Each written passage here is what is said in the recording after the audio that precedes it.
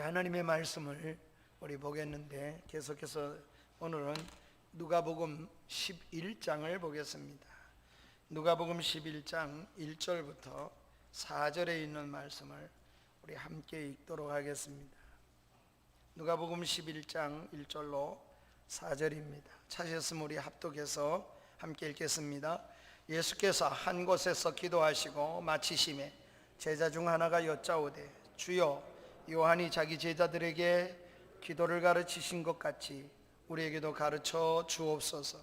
예수께서 이르시되, 너희는 기도할 때 이렇게 하라.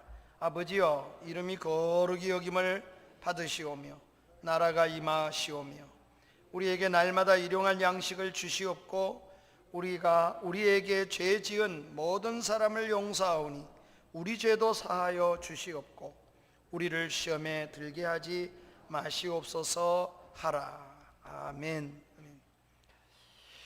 기도를 할 때 우리가 기도의 대상이 누구입니까? 누구에게 기도를 하십니까? 여러분, 우리 모두가 기도의 대상을 생각하는 귀한 말씀입니다.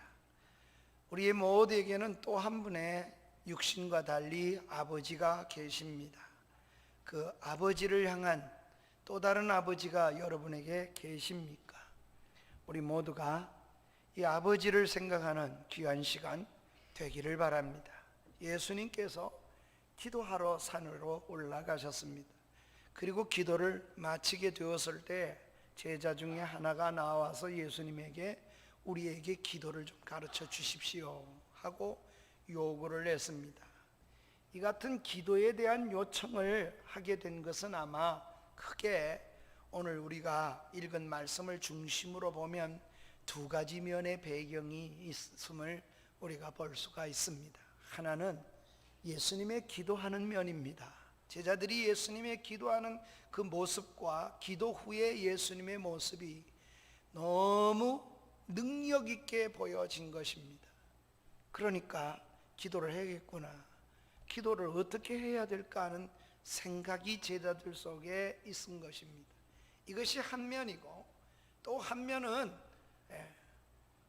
예수님이 이전에 왔던 세례 요한도 제자들에게 기도를 가르쳐 주었다는 겁니다. 그러니 세례 요한도 기도를 가르쳤으니까 예수님 우리에게도 기도를 가르쳐 달라. 1절에 보면 이렇게 두 면을, 배경을 설명을 해주고 있습니다. 그것은 어찌됐든 두 가지 배경을 가지고 있지만 기도에 대한 중요성을 제자들이 알게 되었다는 것입니다. 기도는 너무 소중합니다. 그래서 제자들이 예수님께 기도를 가르쳐 달라고 요청을 한 것입니다. 여기에 우리 주님의 반응이 있습니다. 우리 주님은 그 반응에 대해서 아주 친절하게 말씀하십니다. 그리고 이렇게 기도해라. 너희는 기도할 때 이렇게 하라. 이렇게 예수님께서 상세하게 기도를 가르쳐 주셨습니다. 기도를 배워야 합니다. 배우지 않고 할 수 있는 것은 아무것도 없습니다. 기도도 바르게 배워야 합니다. 그냥 아무렇게 기도한다고 해서 기도를 하는 것이 아니기 때문에 그렇습니다. 기도는 주님이 기뻐하시는 방법대로 해야 되고, 하나님이 들으실 만한 그런 기도를 하나님께 올려드려야 합니다. 내 욕심대로 또는 내가 생각나는 대로 그렇게 되뇌이는 것이 기도가 아닙니다. 그래서 때때로 주님은 기도에 대한 말씀을 하실 때 이방인과 같이 중언부언하지 마라, 그렇게 말합니다. 뜻도 없고 대상도 없고 자기 욕심을 거기다 담아서 쏟아내는 것이 기도의 근원이 아니기 때문에 우리 주님이 기도를 가르치십니다. 따라서 우리는 예수님이 가르쳐 주신 대로 기도해야 하겠습니다. 그렇게 기도하는 것이 기도를 바르게 하는 것이고, 기도의 가장 빠르게 효과면을 주님이 가르쳐 주셨기 때문에 그렇습니다. 흔히들 이 기도를 가르쳐서 우리가 주께서 가르쳐 주신 기도를 주기도문이라 이렇게 말을 합니다. 하지만 주기도문 그러면 주님이 하신 기도 이렇게 또 오해가 될 수 있기 때문에 우리가 조심해야 할 것입니다.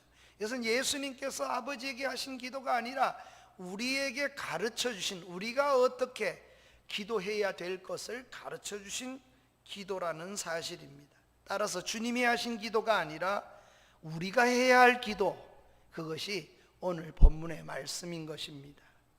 따라서 주님이 가르쳐 주신 대로 우리가 기도하되, 오늘 이 말씀의 배경 말씀을 우리가 두 번 나누어서 설교를 제가 하려고 합니다. 좀 미리 말씀을 드린다면 오늘은 1, 2절을 중심으로 해서 기도의 대상에 대해서 좀 생각해 보고, 또 기도할 때 먼저 할 것과 나중 할 것이 있는데 이 우선순위가 뒤집혀서는 안 되겠잖아요.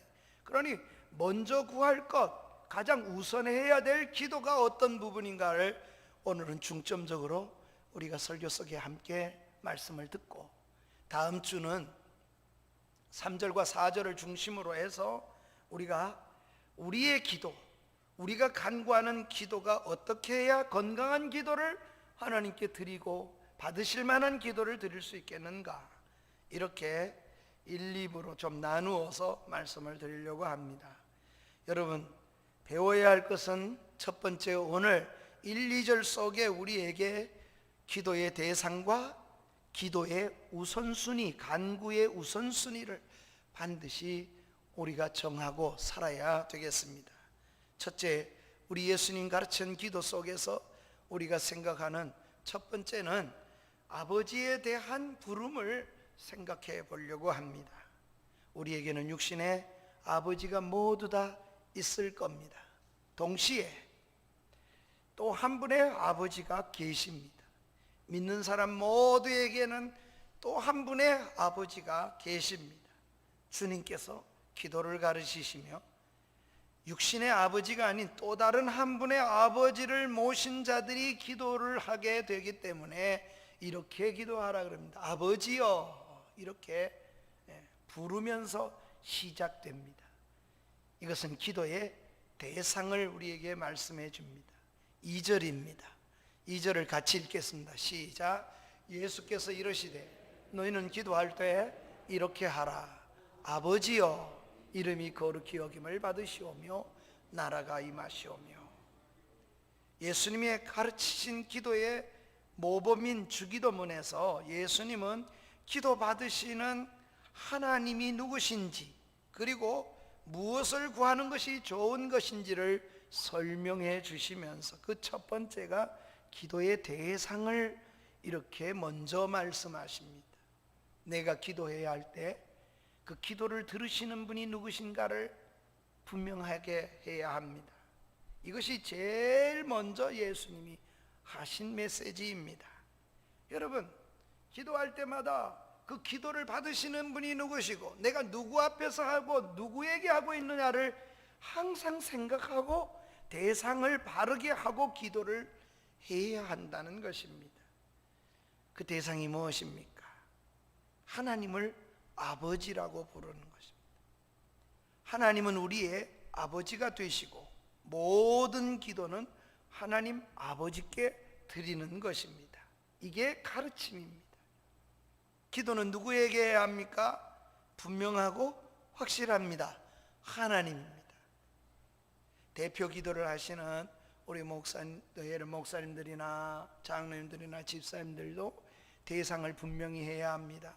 기도를 하면서 교인들이 이 기도를 듣고 은혜 끼치게, 뭔 교인들이 은혜를 끼칩니까? 은혜를 받습니까? 기도 속에 무슨 은혜를 받더라고 하는 게 아닙니다. 우리 교인들의 마음을 다 이와 같은 마음을 하나님께 올려드립니다. 그래야죠. 대상이 하나님이에요. 그러니 대상이 잘못되면 기도를 하지만 정말 하나님 아버지 앞에 예배를 다 방해하는, 기도 속에 방해하고 있는 겁니다. 여러분, 이 위험성과 이 위기를 잘 이해하셔야 합니다. 기도할 때마다 조심해야 될, 개인적 기도든 공동적인 기도든 기도의 대상을 분명히 해야 합니다. 내가 누구 앞에 지금 기도, 누구를 향하여 하고 있나를 항상 먼저 떠올리고 기도를 해야 할 것입니다. 왜 그렇습니까? 예수를 믿으면 주어지는 복이 있는데 예수님 믿는 사람에게 주어진 최고의 복이 바로 이것입니다. 그게 무엇입니까? 믿음과 동시에 우리에게 주어지는 큰 복이 있는데 그것은 바로 우리에게, 믿는 나에게 새로운 아버지가 생긴다는 것입니다. 이런 말은 우리가 또 다른 하나님의 자녀가 된다는 것입니다. 그러니 하나님 나라의 자녀가 되는 축복보다 더 큰 축복이 없습니다. 예컨대 하나님 나라는 누가 들어가나 이렇게 생각해 보십시오. 여러분 가정에 누가 들어올 때 우리 장로님이 목사를 잘 알잖아요. 너무 친하다. 그렇다고 해서 장로님이 제 비밀번호를 띠띠띠 눌러가지고 문을 덜커덕 열고 들어오실 수가 있겠습니까? 그럴 수 없습니다. 누구만 그럴 수 있습니까? 내 아들, 딸들, 가족은 안 그렇습니다. 가족은 그냥 비번 그냥 누르고 들어옵니다. 장로님이 비번을 알아도 그렇게 하지 않습니다. 가족이 아닌 사람은 그렇게 하지 않습니다. 또 그것이 큰 문제가 될 수도 실제 법상으로 그렇습니다. 그런데 만약에 자녀는 그렇게 하지 않습니다. 잘생겼기 때문에 그렇습니까? 아닙니다. 공부를 잘하기 때문에 그렇게 합니까? 아닙니다. 세상에는 훨씬 더 잘생기고 더 유능하고 더 똑똑하고 더 힘도 센 사람이 있겠지만 자녀가 그렇지 않아도 그렇게 들어올 수가 있습니다. 자녀만 그렇습니다. 가족은 그렇게 합니다. 이게 보통 특권이 아닙니다. 사랑하는 여러분, 그런데 어떤 내 아이가 집에 왔습니다. 그러더니 배를 눌렀어요. 그러고는 이렇게 말합니다. 아버지, 들어가도 되겠습니까? 이렇게 묻는 아이가 있다면 얘가 요즘에 공부를 열심히 하더니 조금 정신이 이상해졌나 이렇게 안 하겠어요? 묻지도 않아요. 또 그걸 왜 그렇게 하냐고도 하지 않습니다. 자녀만이 누릴 수 있는 특권, 이거보다 더 큰 축복이 어디 있습니까? 잘생긴 것 따지지 않습니다. 많이 배운 것도 따지지 않습니다. 자녀만이 그렇게 들어갈 수 있는 하나님이 주시는 큰 복, 이게 자녀에게 주신 겁니다. 하늘 아버지가 계십니까? 그렇게 부르는 아버지가 여러분의 아버지로 한 분이 더 계십니까? 요한복음 1장 12절에 보면은 이렇게 말합니다. 영접하는 자 곧 그 이름을 믿는 자에게는 하나님이 자녀가 되는 뭘 줘요? 권세를 주셨다. 큰 권세를 우리에게 주셨습니다. 어떻게 됐습니까? 영접하고 믿는 순간에 하나님이 그렇게 주신 겁니다. 하나님이 우리를 자녀 삼으신 겁니다. 기도는 그 자녀가 하는 것이에요. 기도는 아무나 하는 것이 아니고, 그래서 호칭부터 아버지요 이렇게 시작하는 겁니다. 자녀가 아닌 사람은 아버지라고 부를 수가 없습니다. 아버지라고 부른 그 자녀가 얼마나 가깝게 하는, 기도는 먼 게 아니에요. 누구나 터져 나오는 것이에요. 그러니 얼마나 귀합니까? 우리에게 이런 은혜가 사도 요한을 통하여 가르쳐 주신 축복이죠.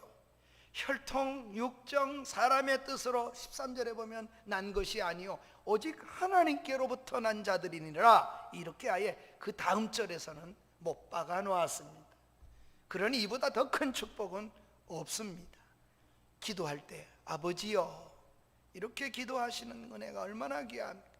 그러면 사도 요한만 이렇게 기도했을까요? 그렇지 않습니다. 로마서 8장 15절에 보면 사도 바울이 예수를 믿고 난 후에 그의 고백 속에 이렇게 말합니다. 우리가 다시는 무서워하는 종의 영을 받은 게 아니다. 성령이 임하시고 은혜가 임하고 우리가 받은 것이 있습니다. 하나님께로 받은 것이 종이 아니라는 겁니다. 그러나 혹간의 성경을 읽다 보면 예수 그리스도의 종 나 바울은, 혹은 그리스도의 종 나 야고보는 이런 말을 하죠. 그것은 하나님 아버지 앞에서 자신이 종으로 지금 여기는 게 아니라 아들이랄지라도 내가 어떤 자세로 섬기는 자기 고백이지, 하나님이 종으로 여겼다는 말이 아닙니다. 종의 영을 받지 않았습니다. 우리 모두는 믿는 순간에 복을 받았는데 양자의 영을 받았습니다. 성령으로 자녀가 된 거예요. 이게 제일 큰 은혜예요. 그래서 하나님 앞에 저희 모두가 아들이 되었습니다. 아들 되었다 그럴 때 성경에서 아들 얘기가 나오면은 우리 여성분들은 오해하지 않기를 바랍니다. 성경이 말하는 것은 성별을 얘기하지 않습니다. 장차 하나님 나라에 들어갔을 때는 여성이 있고 남성이 있지 않아요. 그러니 오해를 바리새인들이 오해해가지고 마지막 부활 때 누구 아내가 되겠습니까? 그럴 때 주님이 구체적으로 가르쳐 주셨잖아요. 그 나라에서는 남자도 없고 여자도 없고 천사와 방불하다 이렇게 말씀해요. 하나님의 아들 속에 다 들어있는 것입니다. 사도 바울은 이렇게 한 번만 우리에게 말씀하는 게 아닙니다. 갈라디아 4장 6절에서도 사도 바울은 그 이단들 앞에서 이렇게 진리를 설명할 때 우리가 무서워하는 영을 받은 것이 아니다. 뭐라 그럽니까? 4장 6절의 갈라디아서에서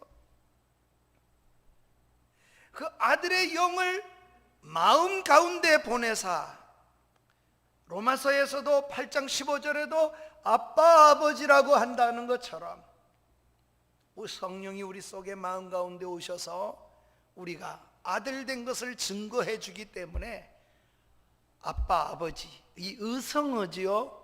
아바 엄마, 이건 의성. 세상에 어느 나라 가도 말이 안 통해도 아빠 엄마 이 의성어는요 다 알아들어요. 다. 예. 애기들이 마음 비슷해 말이 다. 예. 전 세계 인류가 구음이 하나요 언어가 하나였다는 말이 맞습니다. 시작점에 애기들이 부르는 그 의성어는 어머니들이 다 우리나라 말로 불러도 다 알아요. 아빠 아버지나 사랑하는 여러분, 우리 모두가 하나님의 자녀가 되는 큰 복을 받았는데 아빠 아버지라 부르게 되었습니다. 기도는 바로 아버지와 아빠라고 자녀가 된 자가 하나님께 하는 것이 기도입니다. 그러니 이렇게 전제가 돼 있어요. 기도는 하나님의 아들 딸들이 하나님의 자녀가 하는 것입니다. 그러면 왜 하나님의 자녀만이 할 수가 있습니까? 그 이유는 관계 때문입니다. 우리가 예전에는 하나님과 관계가 멀어져 있었어요. 우리는 하나님과 원수가 되어 있었어요. 그래서 로마서 5장 10절에 보면 우리의 전의 상태를 설명했는데 우리가 원수가 되었을 때 그 아들을 하나님이 보내주셔서 예수님이 우리를 위해 죽어주심으로 죄값을 갚아주심으로 우리 모두가 구원을 얻었어요. 그게 하나님의 아들이 되고 딸이 되는 그런 은혜를 입게 된 거예요. 이거의 구원이요, 구원. 그래서 하나님 나라는 누가 들어가냐? 이래 물으면 하나님의 아들, 딸들이 들어가는 거예요. 물어볼 것도 없어요. 예. 잘나서 들어가는 것도 아니고 못나서 못 들어가는 것도 아닙니다. 공부 많이 했기 때문에, 일 많이 했기 때문에, 선한 일을 많이 했기 때문이 아니에요. 하나님의 아들들이 들어가는 겁니다. 아무리 장로님이 내게 절친하고 온갖 걸 다 해주셨다 할지라도 내 집에 그렇게 들어오지 못하지요. 아들은 그렇지 않습니다.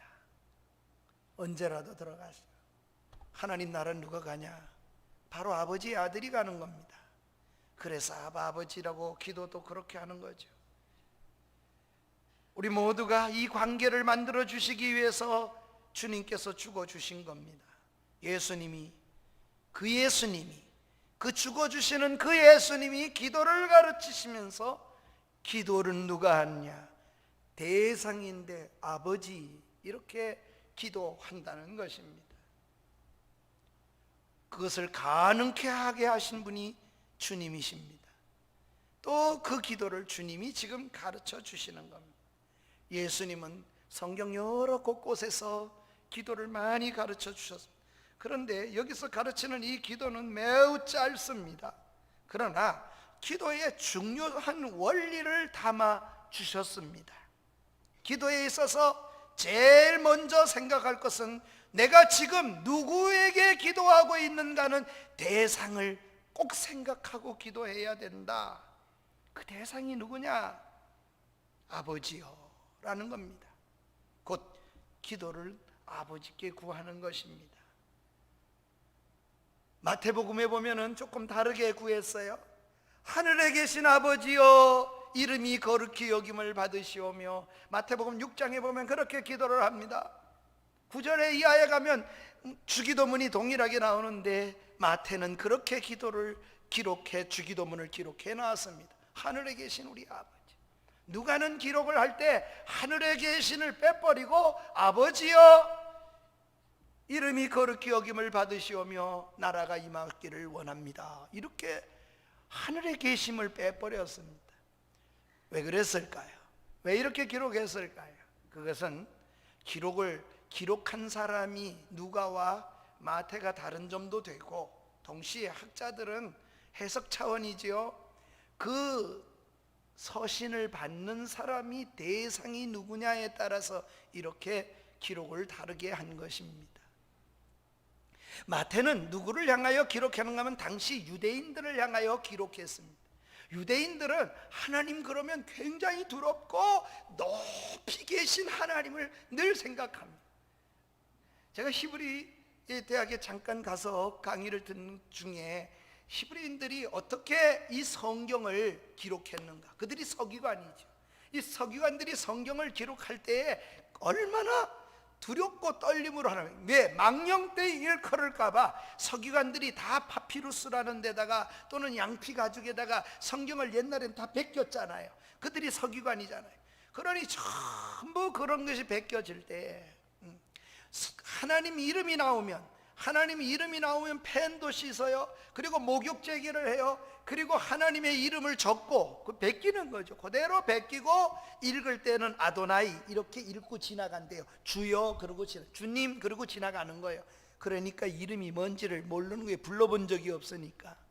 그래서 오늘날 어떤 사람들은 야훼라 그러고 어떤 사람은 여호와라 그러고, 이렇게 지금도 모음을 붙이는 사람도 있고 안 붙이는 사람도 있고. 왜? 불러본 적이 없으니까요. 하나님의 이름이 너무 두렵잖아요. 심지어 그렇게 베꼈잖아요. 그렇게 쓰다 보면은 서기관도 사람이라 성경을 벗겨 쓰다가 잘못 베꼈을 수도 있잖아요. 한자가 틀릴 수도 있잖아요. 그럼 우리 같으면 어떡합니까? 구겨가지고 확 구겨서 쓰레기통에 집어 던지지요. 그러나 그러지를 않았어요. 서기관들은 쓰다가 틀렸으면 그거를 그대로 보관하는 겁니다. 왜? 지금까지 틀렸지만은 지금까지는 하나님의 말씀이라는 거요. 그러니까 틀렸던 걸 보관해. 이게 사본입니다. 오늘날 이 조각들이 지금도 대형 박물관이나 프랑스에 남아 있어서 이것이 오늘 우리의 정경을 볼 수 있도록 만들어지게 되는 이유가, 그게 원본은 없어요 지금. 심지어는 쓰다 보면은 그랬습니다. 그리고 아직도 더 쓸 간격이 남으면 오른쪽에서부터 우리는 쓰지만 히브리어는 왼쪽부터 써나가잖아요. 그러면 다 그렇게 되면 끝에 점을 찍고 끝나잖아요. 그 간격이 남으면 어떡합니까? 서기관들이 이렇게 쓰는 거예요. 다를 가지고 쓴다고, 예를 들면 한글로 썼다 그러면 다를 길게 해가지고 쭉 끝까지. 왜? 공간을 다 없애는 거예요. 거기다 누가 또 뭔 가피를 할까봐. 그래서 성경이 오늘까지 보존이 될 수 있도록 그렇게 한 거예요. 유태인들은 하나님 그러면 높고 크고 놀랍고 능하신 주님, 높이 계신 하나님을 상상하는. 마태는 유대인을 향하여 대상 앞에 하늘에 계신 우리 아버지를. 그러나 우리 누가복음을 잘 보지 않습니까? 누가는 그 대상이 이방인입니다. 데오빌로 각하여 이렇게 쓰잖아요. 사도행전도 그래 쓰잖아요. 전에 내가 썼던 것처럼 데오빌로요. 그리고 다시 누가가 두 권의 책을 쓰는데 누가는 이방인을 향하여 쓰어졌습니다. 이방인에게는 좀 더 하나님에 대하여 친근감 있게 설명을 하기 위해서 하늘에 계신 아버지가 아니라, 높으신 하나님이 아니라 친근감 있게 썼다는 겁니다. 해석적인 차원이라고 할 수가 있겠습니다. 기도는 하나님 아버지를 부르는데 높이 계신 두렵고 떨리는 하나님이라고 기도를 하든지, 아니면 정말 가까운 아버지. 여러분, 사랑하는 성도 여러분, 하나님은 그냥 아버지입니다. 누가처럼 이렇게 부르시면 더 좋겠습니다. 여기 지금 나와 함께 계신 아버지입니다. 매우 친근하고 곁에서 힘이 되어주시는 아버지 말입니다. 주님은 자녀를 책임지는 아버지를 생각하며 기도해라. 그러니 기도는 하나님의 아들들이 하는 것입니다. 그 친근감 속에서. 물론 육신의 아버지가 그렇지 못한 경우가 많지요. 이동원 목사님이 그의 글을 쓴 책 속에 보면 이런 얘기가 나옵니다.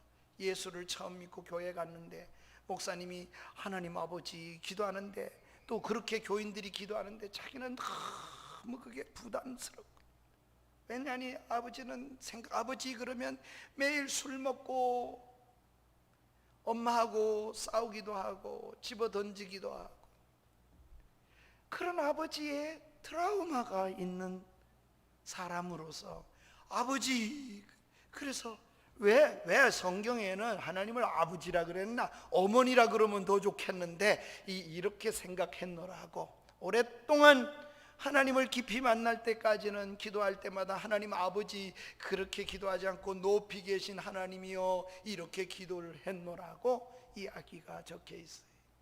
물론 육신의 아버지는, 우리의 육신의 아버지는 그런 분이 계실지 모릅니다. 우리 모두에게 그런 트라우마가 남아 있을 수도 있습니다. 그러나 성경이 말하는 하나님 아버지는, 우리에게 함께 하신 그 아버지는 우리를 죽기까지 사랑하시는 아버지고, 예수 그리스도를 자신의 생명을 내어놓는 아버지이십니다. 이 하나님의 사랑이 얼마나 큰지, 내가 너를 얼마나 안으려고 했냐. 이스라엘아, 하나님은 사랑한다는 말을 곳곳에 담아놨어요. 얼마나 사랑하면 계속 고백을 할까요?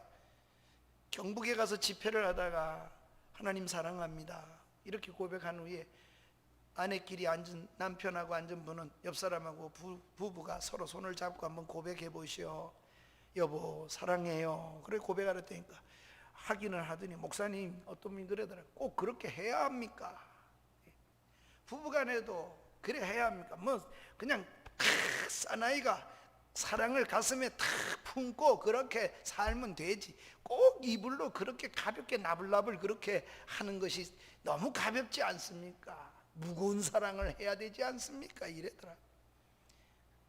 그래서 제가 그랬죠. 집사님 참 무겁긴 하시네요. 그런데 성경에 보면 하나님이 가볍다고 하실 수 없는 것은, 하나님은 이스라엘아 내가 너를 얼마나 사랑하느냐. 소도 그 주인을 알고 나귀도 그 주인을 알거든. 내가 너희를 얼마나 사랑하냐. 하나님이 계속해서 사랑한다고 성경 읽으면 내내 사랑한다는 말만 하시는데 하나님 가벼우실까요? 그렇게 고백해야 알잖아요.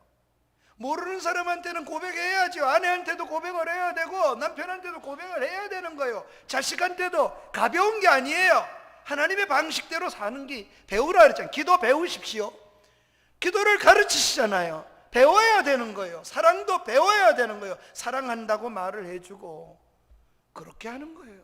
하나님은 우리를 그렇게 우리를 다루시니까. 하나님을 아버지로 모신 사람은 아버지를 배울 수밖에 없어요. 그렇게 배워가는 거죠. 그냥 부르십시오. 아버지. 뭐 하늘에 계신 아버지 이래도 좋습니다. 그러나 아버지 앞에 내 형편과 처지를 그냥 알리는 겁니다. 육신의 아버지는 무능해서 해줄 수도 없을지 몰라요. 마음은 사랑인데도 도울 수가 없어. 능력도 없고 힘도 없어서 마음만 안타까울련지도 모르겠습니다.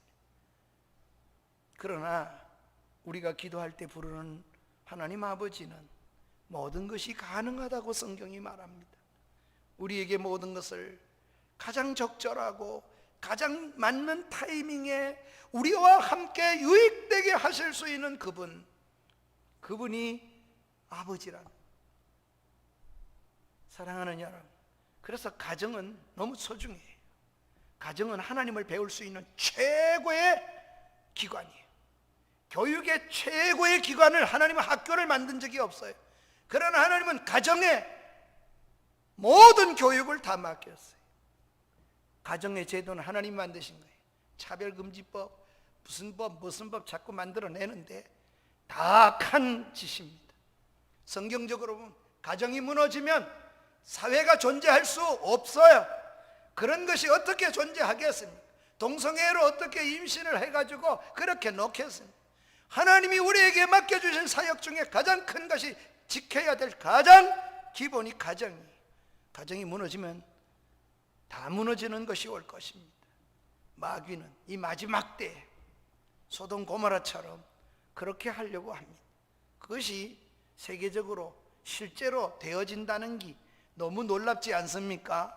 마지막 때이기 때문에 그렇습니다. 아버지를 부르는 그 순간 우리는 친밀해지고, 부르는 그 순간 우리 아버지가 나의 아버지가 되어지는 것입니다. 그냥 부르면 되잖아요.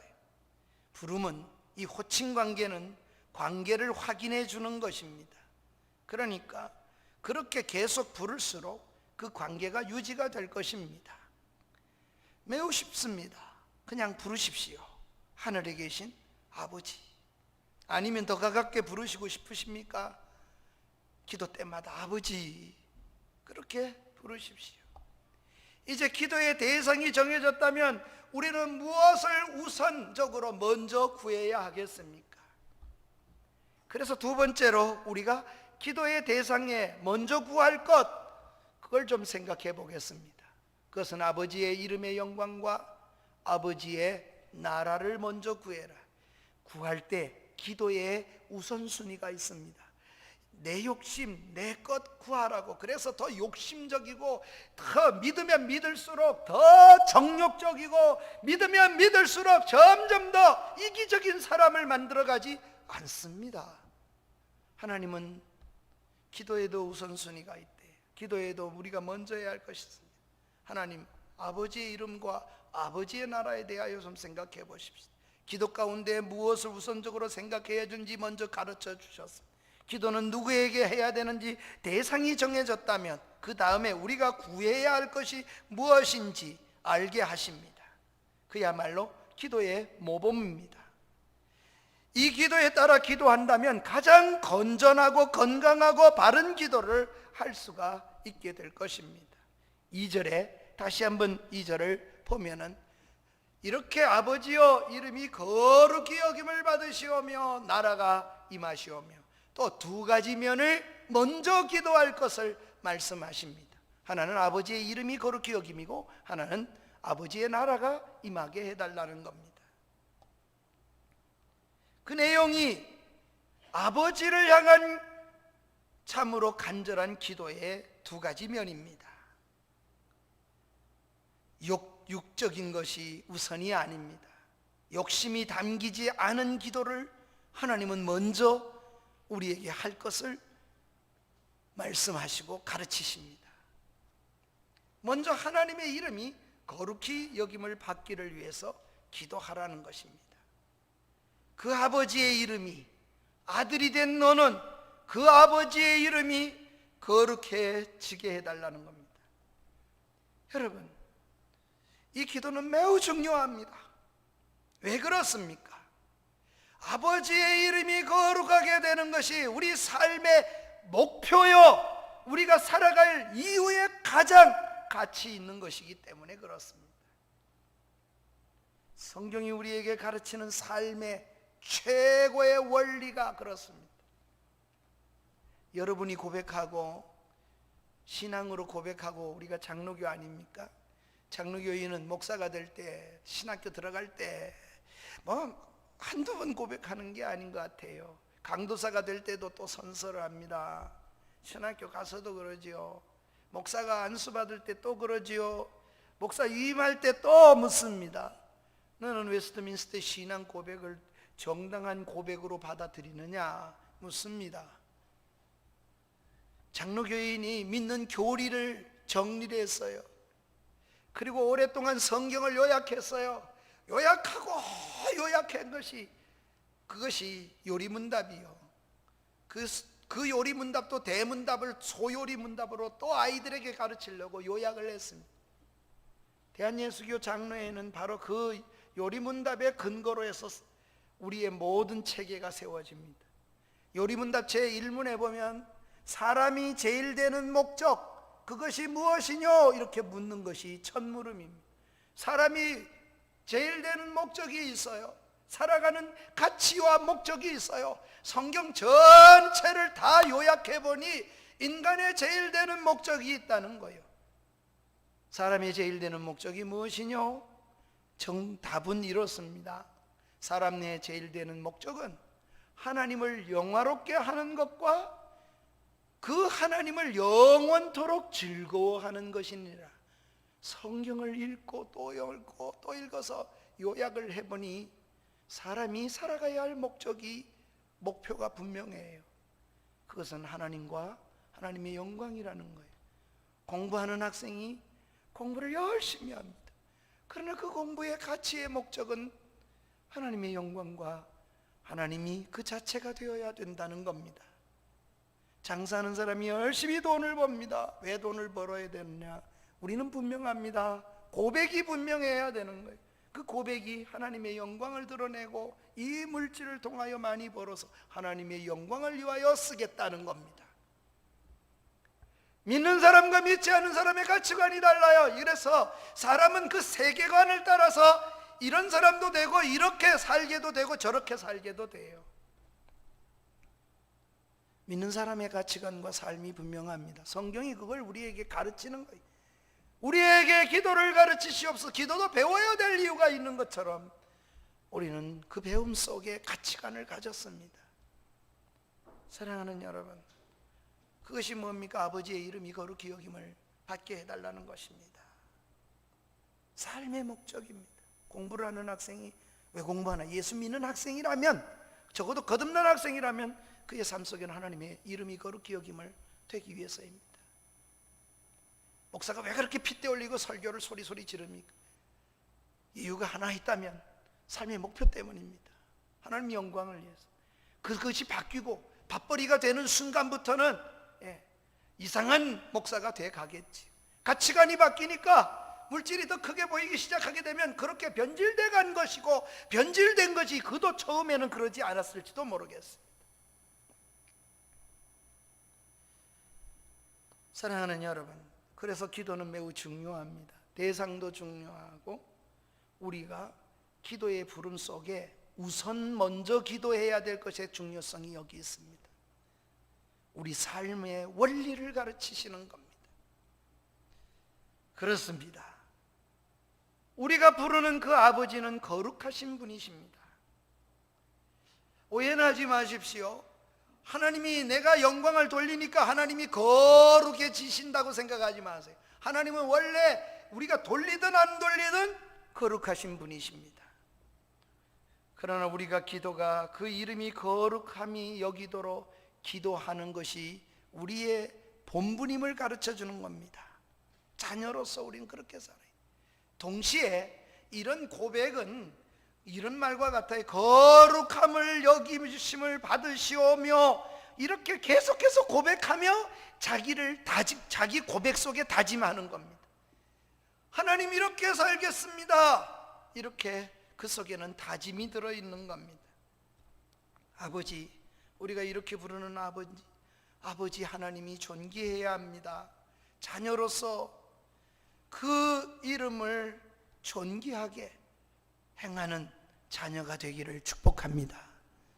네 집 자손인지 참 못돼 먹었대. 저건 네 애비가 누군지 옛날에는 그랬어요. 예? 배워 먹지 못했다. 그런 얘기를 하면 뭐라 그럽니까? 예? 호르몬이 밑에서 배워 처먹지를 못했다. 이런 욕을 어른들이 하잖아요. 못 배우면 그렇잖아요. 아버지에게 욕을 돌리지 않는 삶을 사십시다. 그래야 우리가 그 기도를 드리는 거예요. 그 다짐도 하는 거예요. 하늘에 계신 우리 아버지 이름이 거룩히 여김을 받으시오. 이걸 우선해라. 이 가치성에다 우선을. 기도에 우선순위가 있습니다. 기도한다고 내 욕심을 자꾸 아뢰는 게 아니에요. 하나님은 이 원리를 언제나 따라서 아버지께 간구하라고 기도하라. 아버지의 이름을 더럽히면 부끄러운 자녀잖아요. 물론 자녀가 아닌 건 아니겠지만 부끄러운 자녀. 또 이어지는 기도의 말씀이 나라입니다. 주님께서 기도의 우선순위를 제시하면서 하나님의 나라를 말씀합니다. 그분의 나라, 아버지의 나라입니다. 그 나라가 임하기를 위하여 기도하라는 겁니다. 여러분, 그 나라를 기도할 수 있는 것은 우리가 주님이 이 땅에 오심으로써 날 위해 죽어주심으로 아들이 되면서부터 그 나라를 위하여 기도할 수 있도록 우리가 은혜를 입었어요. 그래서 믿음으로 구원받은 자만이 기도할 수 있는 겁니다. 적어도 이 속에는 하나님의 자녀가 기도한다는 원리가, 안 믿는 사람들이야 뭐 기도라 그러면 생각할 때 내 소원하려고 내가 하고 싶은 말, 내가 소원하는 건 나를 투영시켜서 내 욕심을 투영시켜서 그냥 하는 게 기도인 것처럼 생각하지만 아니다. 주님은 그런 말씀하셔요. 기도는 그런 것이 아니라는 겁니다. 그래서 우리는 그 나라가 임하기를 위하여 기도합니다. 왜 삽니까? 하나님 나라가 임하기를 위해서 살아갑니다. 우리 주님 말씀합니다. 세상 끝날까지 내가 너희와 항상 함께 있으리라. 이것이 주님이 부활하시고 승천하시기 전에 말씀하시는 것입니다. 그리고 이렇게 말합니다. 너희는 가서 모든 족속으로 제사를 삼아 아버지와 아들과 성령의 이름으로 세례를 주고 내가 너희에게 분부하여 가르친 모든 것을 가르쳐 지키게 하라. 가르쳐서 지키게 하래. 이것이 주님이 마지막 남기신 대강령이라고, 우리의 사명이고 살아가야 할 이유고 살아가는 우리의 목표요. 그래서 살아있다면 이 사명에다가 다 맞추어 사는 겁니다. 사명이 얼마나 중요합니까? 사명을 따라 살아가는 것이 우리 인생의 걸음이 되어야 합니다. 백범 김구도 제가 고등학교 때 읽은 책에 보니까 그의 생애 삶을 얼마나 다르게 보았습니까? 그가 백범 김구의 거기에 보니까 이런 글이 써있어요. 돈에 맞춰서 일하면 직업이 되고 돈을 넘어서 일을 하면 소명, 사명이 된다. 제가 평생 잊어지지 않는 글귀예요. 직업으로 일을 하면 월급을 받게 되고, 그러나 소명, 삶으로 일을 하면 선물을 받는다. 선물을 받으시겠습니까? 아니면 월급을 받겠습니까? 돈에 맞춘 직업을 하시겠습니까? 사명 따라 살겠습니까? 우리는 다 똑같은 생애를, 시간을 살아갈 것입니다. 그러나 이렇게 다를 수가 있습니다. 그러니 일간 나라 일을 하는데도 소명으로 일을 하니까 목숨까지도 내놓을 수가 있는 거예요. 하나님의 나라는 그보다도 훨씬 큽니다. 우리 모두가 부름을 입었습니다. 그러니 얼마나 귀해요. 먼저 해야 할 일이 있습니다. 내가 그분의 다스림을 받아 살면서 내 마음과 내 삶에 그 나라가 임하는 것을 체험해야 합니다. 그리고 그 나라가 온 땅에 확산시키는 것을 사명으로 살고 사명으로 받아들이는 사람이 예수 믿는 삶입니다. 그러니까 문을 열고 나가면서도 정말 그래요. 운동하는 사람도 운동의 최고의 자리에 오르는 이유가 있어요. 그 이유가 있다면 단 하나예요. 하나님의 영광을 나타내기 위해서 내게 준 사명이요. 사랑하는 여러분, 그것이 나라가 임하옵시며 기도에 담긴 뜻입니다. 나를 통해 나라가 온 땅에 확산되도록 해야겠습니다. 그 나라 때문에 살아가는 사명을 사는 사람은 그렇게 살겠지. 23살에 꽃다운 18살에 목사 안수를 받고 결혼을 하고 중국에 와서 23살에 아내가 죽는 풍토병에, 중국의 풍토병에 죽은 젊은이가 있습니다. 그가 이 조선 땅에 23살에 대동강에 와서 성경을 들고 예수 믿으라고 칼과 창을 가지고 찌르고 팔을 자르고 목을 치는 이런 한국 조선 땅에 성경을 전해주고 예수님을 전해주고 23살의 꽃다운 나이에 대동강에서 죽음을 맞았습니다. 왜 그렇게 살아야 됩니까? 왜 그렇게 죽어갔어야만 했습니까? 우리는 그들을 통해서 오늘 이 땅에 복음이 130년 전에 들어왔고 우리는 그 복음을 받고 지금 저와 여러분이 예수를 믿고 있는 겁니다. 우리도 사명 때문에 살면 사명을 따라 그렇게 갈 수도 있는 겁니다. 이게 사명의 사람입니다. 주님은 지금 배우라는 겁니다. 기도 속에도 사명이 있고 우리가 해야 될 우선순위를 잃어버리면 어떤 현상이 일어나는 걸 너무 잘 아시기 때문에 기도에도 우선순위를 언제나 따라 살라는 겁니다. 하나님의 이름이 거룩히 여김을 받으시옵소서. 하나님의 나라가 임하게 하옵소서. 기도 그러면 아버지 우리 아들 잘 되게 해주고 내 욕심 채우는 것이 기도가 아니다. 우선순위가 언제나 기도 속에도 있다. 뒤바뀌지 않는 하나님의 아들 딸이 되시기를 축복합니다. 그리고 하나님이 받으실 만한 그런 아들 딸로 영향력 있고 감동이 있는 믿음의 삶이 되어지기를 위해서 하나님의 이 주시는 메시지를 담고 섰으면 좋겠습니다. 다 같이 일어나셔서 이제 찬양을, 오늘은 복음성가를 드리겠습니다. 나의 하나님이라는 복음성가로 우리가 드리겠습니다. 아버지, 아버지, 죄인 부르신 아버지, 아버지, 아버지.